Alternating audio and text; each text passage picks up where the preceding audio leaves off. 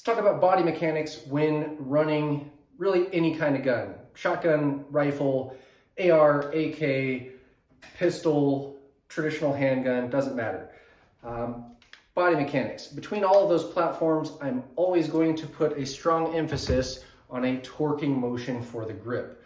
I want to, if I'm going to have my limbs at all extended away from my body, if I'm going to be using my limbs to stabilize anything, I want to be rotating those limbs into my torso, rotating the elbows towards my core. In the grip, that's going to create a tearing sensation, like you are ripping the gun apart. And that torque is going to stabilize any of the guns that you're shooting better than just a static hold.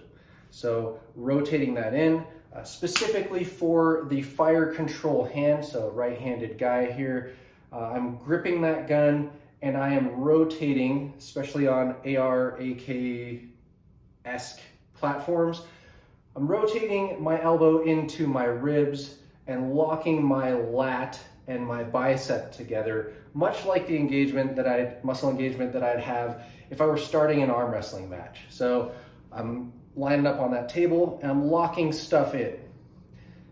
This is doing multiple things. Number one, this is creating a constant force on that gun that is better than just holding still, right? We're actively ripping that gun apart. That torquing motion is also locking this whole limb, much like an artificial stock, right? I don't need a brace or a stock if I can lock this in position and keep it from moving rearward. Same thing with a pistol presentation, traditional handgun presentation. This is my suspension system. I'm absorbing recoil linearly through that locked in torqued grip. So we're here, that's locked in. And if you're doing this with a stocked rifle, guys, it's exactly the same. I run a stocked rifle exactly the same. When I run a stock shotgun with high recoil loads, I'm actually taking the majority of the recoil through the limbs, right? I don't want to absorb that recoil in my chest and into my spine and jar my vision.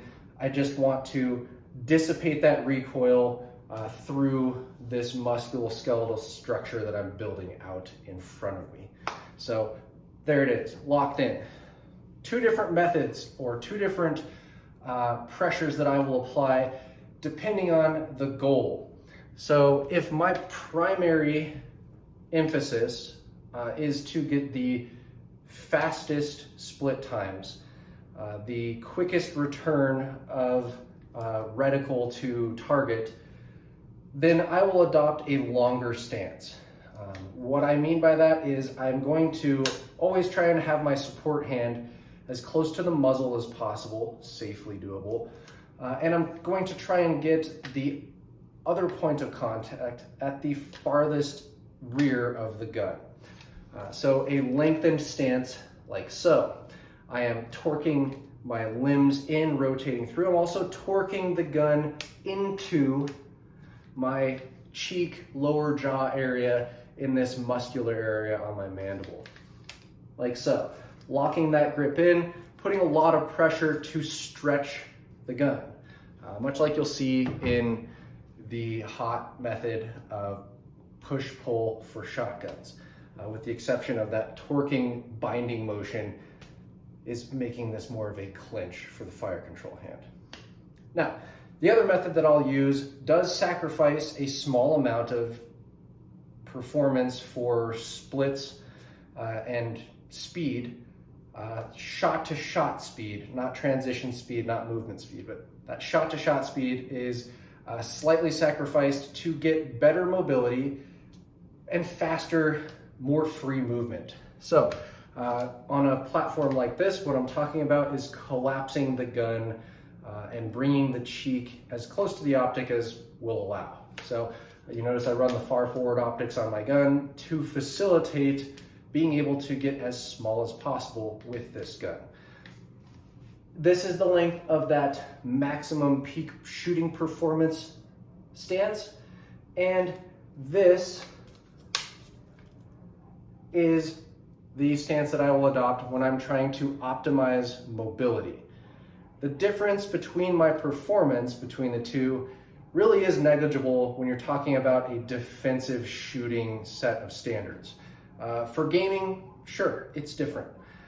But this is very compressed, and when I say compressed, I am also compressing the gun now. So rather than stretching the gun apart, drawing the gun like a bow, I am now pressing the gun together, driving the webbing of my thumb index finger as high on the grip as possible and pushing it towards the muzzle, driving my thumb rearward towards my other thumb. What that's doing is locking the gun to my jaw and pinning all of these structures together. Still a lot of emphasis on that torquing binding force. Guys, get out there, give it a shot. Let me know what you think.